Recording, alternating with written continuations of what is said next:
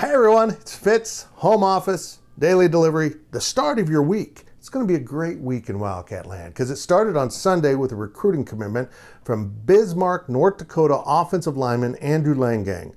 This is a great commitment for K-State. This really fits what Connor Riley wants at the offensive line. He's a big guy at 6'5", 270, a high 3-star commit.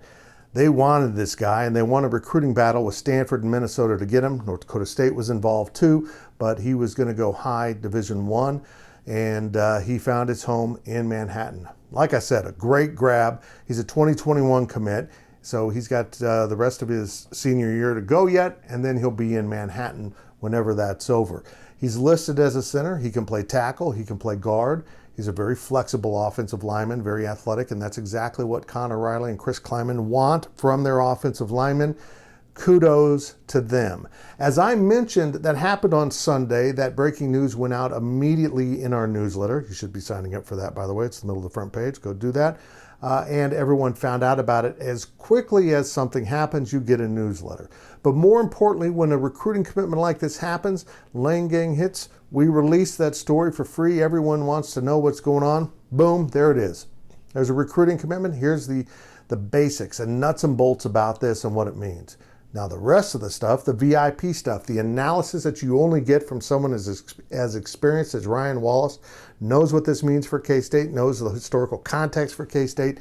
Wally will be hammering away at some VIP coverage and talking to Andrew as the week progresses. You need to be a subscriber to GoPowercat. Get that done. 50% off right now at GoPowercat as we continue to celebrate 24/7's 10th anniversary. 50% off. Football season's coming, I promise you. Football season's coming, so get signed up at GoPowercat for quality team and recruiting coverage. Well, will the Big Ten join the party? That's another question that's going on in the world of college football right now. Maybe, maybe. I don't know what's going on with the Big Ten, but there has been an uprising among the parents and players, and now the coaches seem to be stirring the pot a little bit more again as they want to play football, and Commissioner Kevin Warren is on the hot seat. He kind of strong-armed the chancellors, it sounds like. He took a vote. It wasn't a consensus. There was a majority in favor of not playing, but he didn't really build a consensus here and just shut down football season right when it was about to crank up. Well, people aren't very happy, and it's entirely possible Kevin Warren does not survive this in the Big Ten. But if he does, he's going to be very hated for a long time if he has his way and keeps football shut down. At this point, with as well as things are going around the country, it's hard to understand why Warren wouldn't let them go ahead and try to play football. All we're asking at this point is to open up camp, see what camp brings us, and if something goes wrong, you can shut it down. That's exactly what Big 12 Commissioner Bob Bowlesby said on the 24/7 Texas podcast this week. Good get from Chip Brown and Taylor and all the crew at our Texas site. Had the commish on.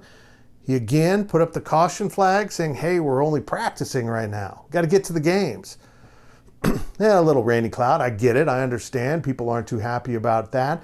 But look, it is true.